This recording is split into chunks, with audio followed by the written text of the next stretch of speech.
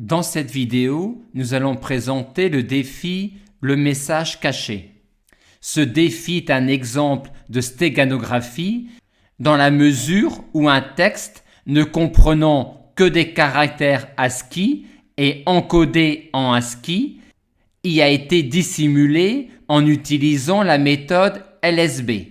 On rappelle qu'à tout caractère Unicode correspond un entier que l'on trouve en appliquant la fonction ORD au caractère, et inversement, étant donné l'entier, on détermine le caractère correspondant grâce à la fonction CHR. Les caractères ASCII sont les caractères dont l'entier correspondant est compris entre 0 et 127 compris. Ils peuvent être donc codés en binaire sur 7 bits. Mais comme en informatique, on travaille avec des octets, chaque caractère d'un texte en ASCII est souvent stocké dans un octet dont le 8e bit est 0. Et c'est en particulier le cas dans l'encodage ASCII. Aussi, à tout texte ne comprenant que des caractères ASCII, je vais pouvoir faire correspondre une suite de 0 et de 1, obtenue de la manière suivante. Je prends un caractère, je considère l'entier correspondant et on écrit l'écriture binaire sur 8 bits de l'entier correspondant. On a par exemple ici l'écriture binaire sur 8 bits de 73 et on fait de même pour tous les autres caractères ASCII de mon texte. Et comment va-t-on dissimuler dans une photo cette suite de 0 et de 1 représentant mon texte? On utilise pour cela la méthode LSB. Dans une image RGB, chaque pixel comporte 3 composantes, la composante rouge, la composante verte et la composante bleue. Et chacune de ces composantes est représentée par un entier qui est codé sur 8 bits. Pour clarifier notre présentation, on va mettre 3 bits au lieu de 8 bits. De même, chaque caractère ASCII de mon texte peut être représenté par un entier qui est codé sur 8 bits. Et là encore, pour clarifier notre présentation, on va prendre 3 bits au lieu de 8 bits. J'ai donc ici une image initiale de format 2 et de mode RGB.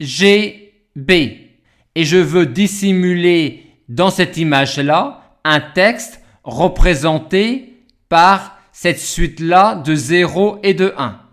Et je veux le faire tel que le changement ne se voit pas sur l'image. Pour cela, on va modifier uniquement dans l'image initiale le bit de poids faible de chacune des composantes de chaque pixel, ce qui revient uniquement à ajouter ou à retirer 1 aux composantes rouges, vertes et bleues d'un pixel.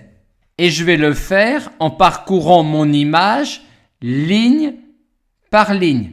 Ainsi, dans l'image initiale qui était celle-là, si je veux cacher le texte représenté par cette suite-là de 0 et de 1, je vais commencer par cacher 1 dans les bits de poids faible des composantes rouges, vertes et bleues.